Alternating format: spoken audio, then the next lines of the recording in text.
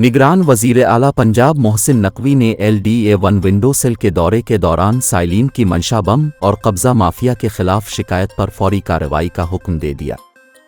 निगरान वज़ीर आला पंजाब मोहसिन नकवी ने दौरे के दौरान वन विंडो सेल में मौजूद शहरियों से मुलाकात करते हुए उनकी दरख्वास्तों में पेशरफ्त के हवाले से पूछा।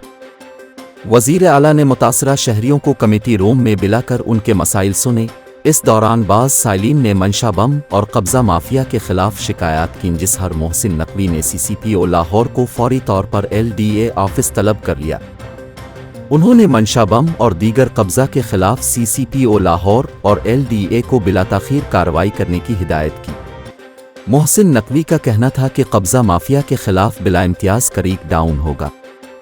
उन्होंने LDA के पूरे सिस्टम को डिजिटलाइज्ड करने का प्लान तलब करते कहा कि शहरियों की सहूलत के लिए LDA को डिजिटल करना वक्त की ज़रूरत है।